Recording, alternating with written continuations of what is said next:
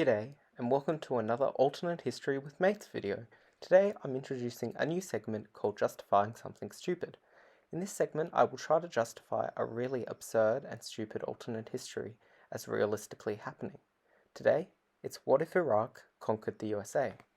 Well, for the first episode, I definitely picked a challenge. For this to happen, we're going to have to set it in 1945.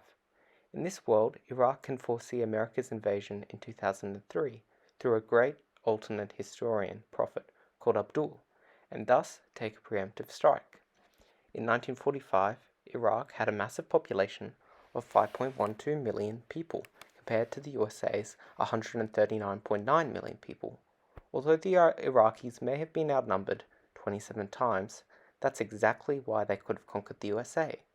They would have used the element of surprise, because no one could foresee little Iraq conquering the big and powerful USA. Therefore, the Iraqis would disguise themselves as a merchant fleet carrying oil and would invade America through key ports at key locations, those being Houston, New York City, Boston, New Orleans, Savannah, and Miami.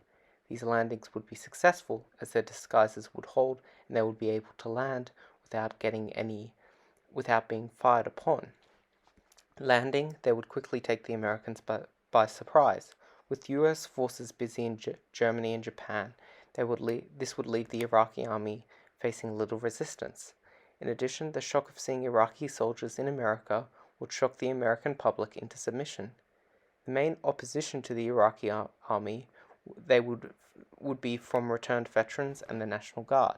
However, both would collapse as the shock of invasion and the death of Roosevelt would overwhelm the nation.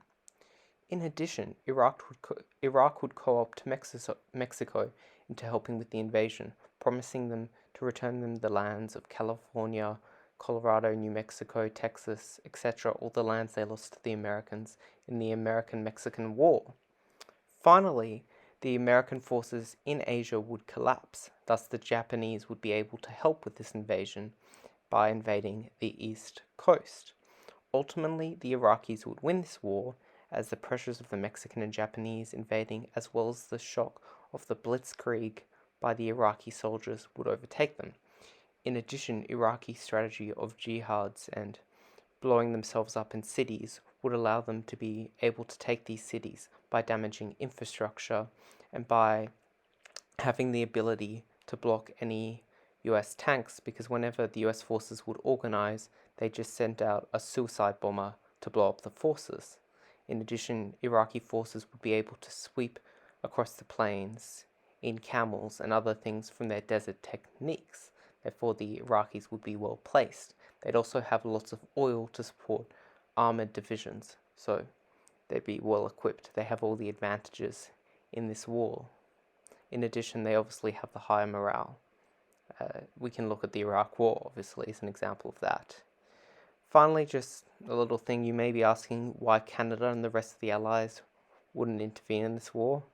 Well, they just wouldn't, because firstly, they had their hands full with Germany, and they'd already lost a lot of people in wars.